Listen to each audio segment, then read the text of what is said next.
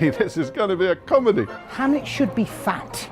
Hamlet should be a fat man. I could be bounded in a nutshell and count myself the king of infinite space, were it not that I have bad dreams. Suppression prepares for overflow. Who would bear the whips and scorns of time? The proud man's contumely, the oppressor's wrong, the pangs of despised love, the law's delays, the insolence of office, the spurns the patient merit of the unworthy takes. Oh no!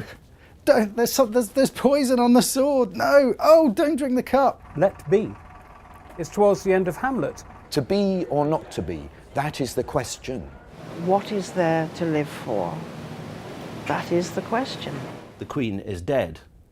The cue for Macbeth to give his great speech tomorrow and tomorrow and tomorrow. Wolfert was waiting for his great moment. The messenger came in. He said, "My lord, the Queen is really feeling rather better." Really? I just thought everybody thought they had to like Shakespeare. No, Shakespeare's really good. It's dramatic. Dramatic, you say? Yeah, super dramatic. What's your favorite Shakespeare play? Macbeth.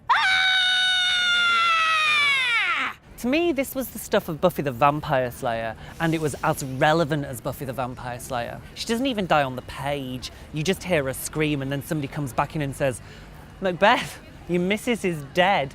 And maybe that's what you get for daring to be more powerful than a man in a Shakespeare play. My first line was, "Howl, howl, howl, howl."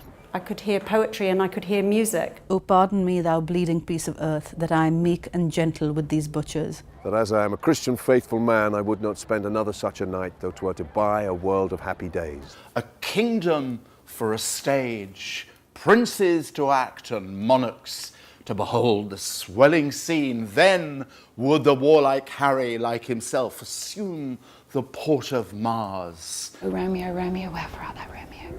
Deny thy father and refuse thy name, for if thou wilt not, be but sworn my love, and I'll no longer be a Capulet. Shall I hear more, or shall I speak of this? 'Tis but thy name that is my enemy.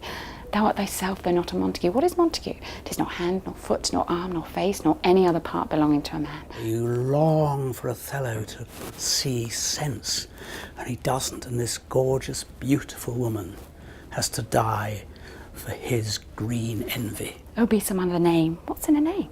That which we call a rose by any other word would smell as sweet, and so Romeo would, were he not Romeo called, retain that dear perfection which he owes without that title. At my drama school audition, I went, "My dog is dead, my dog is dead, my dog is dead," because that always makes me cry, but I was so nervous. I didn't realize I was saying "my dog is dead" out loud, and I could see that they were confused because they were thinking, is there a dog in the Juliet scene?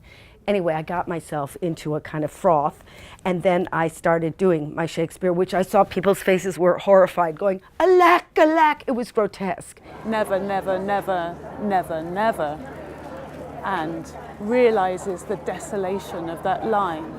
I brought out a turkey leg and pretended to beat my brains out with it, because in the speech she says that she wants to beat out her brains with Tybalt's bone. It was a metaphor, but nobody had explained that to me. So by the time it was over, I was covered in turkey meat. It was a mess. Just read the scripts, you lazy people. Work it out. O Romeo, doff thy name, and for thy name, which is no part of thee, take all myself. Oh, just glorious.